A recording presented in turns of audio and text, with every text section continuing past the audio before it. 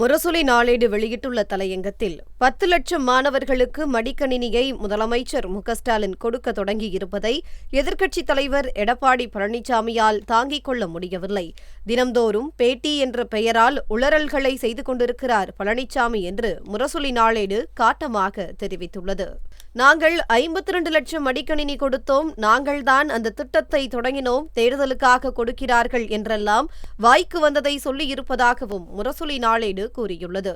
தனது ஆட்சிக் காலத்தில் 2019ஆம் ஆண்டே மடிக்கணினி வழங்கும் திட்டத்தை நிறுத்திவிட்டவர்தான் பழனிசாமி என குறிப்பிட்டுள்ள முரசொலி நாளேடு 2019, 2020, 2021 ஆகிய ஆண்டுகளில் முதலமைச்சராக இருந்தவர்தான் பழனிசாமி. அப்போதெல்லாம் அவர் மடிக்கணினியை ஏன் தரவில்லை என்று கேள்வி எழுப்பியுள்ளது. 55,000 மடிக்கணினிகளை மாணவர்களுக்கு வழங்காமல் வீணடித்தவர்தான் எடப்பாடி பழனிசாமி. அதிமுக ஆட்சியில் 68 கோடி ரூபாயில் வாங்கிய 55,000 மடிக்கணினிகள் வீணடிக்கப்பட்டதை சிஏஜி என்ற இந்திய தலைமை கணக்கு தணிக்கை அறிக்கை வெளிச்சம் போட்டு காட்டியது. இதனை சுட்டிக்காட்டி அமைச்சர் எஸ். சிவசங்கர் அறிக்கை கொடுத்த பிறகும் பழனிசாமி தனது நாவை அடக்கவில்லை என்று முரசொலி நாளேடு குறிப்பிட்டுள்ளது. எடப்பாடி பழனிசாமி ஆட்சியில் நடந்த மடிக்கணினி முறைகேட்டை அம்பலப்படுத்தியது சிஏஜி அறிக்கை. இந்த அறிக்கையானது 2023 ஏப்ரலில் சட்டமன்றத்தில் தாக்கல் செய்யப்பட்டதாகவும் முரசொலி நினைவு கூர்ந்துள்ளது. 2017, 2018ஆம் ஆண்டு போட்டித் தேர்வுக்கு தயாரான 12ஆம் வகுப்பு மாணவர்களுக்கு மடிக்கணினிகள் வழங்க எல்காட் நிறுவனம் மூலம் 60,000த்திற்கும் மேற்பட்ட மடிக்கணினிகள் கொள்முதல் செய்யப்பட்டன.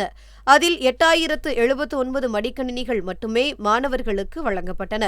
55,000 மடிக்கணினிகளை தரவில்லை, அப்படியே குப்பையில் போட்டுவிட்டார்கள். இதனால் 68 கோடியே 71 லட்சம் ரூபாய் நஷ்டம் ஏற்பட்டது என சிஏஜி அறிக்கையில் தெரிவிக்கப்பட்டிருப்பதாகவும் முரசொலி நாளேடு தெரிவித்துள்ளது. சிஏஜி அறிக்கையில் 53ஆம் பக்கத்தில் மடிக்கணினிகளின் தேவை, கொள்முதல் மற்றும் விநியோகம் தொடர்பாக அட்டவணை ஒன்று வெளியிடப்பட்டிருக்கிறது. அதில் எடப்பாடி பழனிசாமி ஆட்சியில் 2017, 2018 முதல் 2020, 2021 வரை 11 மற்றும் 12ஆம் வகுப்பில் 18.60 லட்சம் தகுதியான மாணவர்கள் இருந்தார்கள். மாணவர்களுக்கு வழங்கப்பட்ட மடிக்கணினிகளின் எண்ணிக்கை 14.83 லட்சம் மட்டுமே. 3.77 லட்சம் மாணவர்களுக்கு வழங்கவில்லை. 20% மாணவர்களுக்கு வழங்காமல் புறக்கணித்தார்கள். 2017, 2018ஆம் ஆண்டில் 12ஆம் வகுப்பு தேர்வில் தேர்ச்சி பெற்ற 2.32 லட்சம் மாணவர்கள் பள்ளி படிப்பை முடிக்கும் வரை மடிக்கணினிகளை பெறவில்லை, பழனிசாமி தரவில்லை. இதையெல்லாம் மக்கள் மறந்திருப்பார்கள் என்று நினைத்து பேட்டி தருகிறார் பழனிசாமி என்று முரசொலி நாளேடு விமர்சித்துள்ளது. 2018ஆம் ஆண்டுக்கு பிறகு இத்திட்டத்தை முடக்கியவரே பழனிசாமிதான். இப்போது தேர்தலுக்காக திமுக அரசு கொடுக்கிறது என்கிறார் என்று குறிப்பிட்டுள்ள முரசொலி நாளேடு, நிதி நிலைமை சரியானதும் மடிக்கணினி திட்டம் தொடங்கப்படும் என்று திமுக அரசு தொடர்ந்து சொல்லி வந்தது. மடிக்கணினி திட்டத்தை முடக்கவில்லை, அது தொடரப்போகும் திட்டம்தான் என்பதை அமைச்சர்கள் சொல்லியே வந்தார்கள்.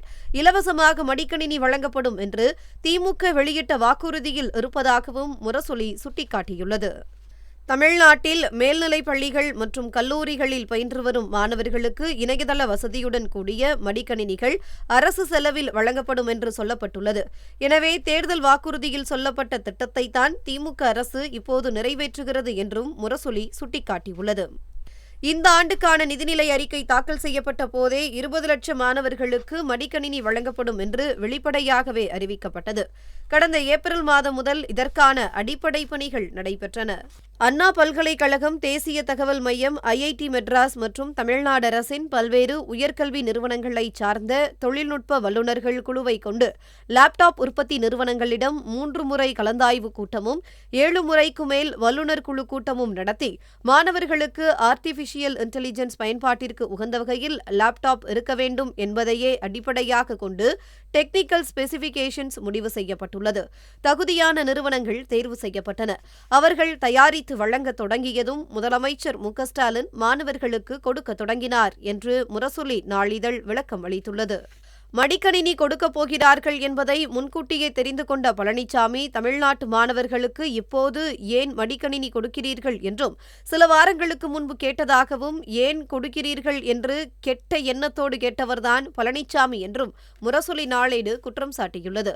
அதற்கு அப்போதே துணை முதலமைச்சர் உதயநிதி சரியான பதிலடி கொடுத்தார். தமிழ்நாட்டு மாணவர்கள் படித்து முன்னேறிவிடக் கூடாது என்ற பாசிச பாஜகவின் எண்ணத்தை அவர்களின் வழிகாட்டுதல் படி எடப்பாடி பழனிசாமி தொடர்ந்து வெளிப்படுத்தி வருகிறார். கல்லூரி மாணவர்களுக்கு எப்படியாவது மடிக்கணினி கிடைப்பதை வரவேற்கும் பரந்த மனப்பான்மை கூட இல்லாத எதிர்க்கட்சித் தலைவர் எடப்பாடி பழனிசாமி இதனை எப்படியாவது சீர்குலைத்துவிட முடியாதா என்று முயற்சிக்கிறார் என்று மண்டையில் கொட்டிச் சொன்னார்.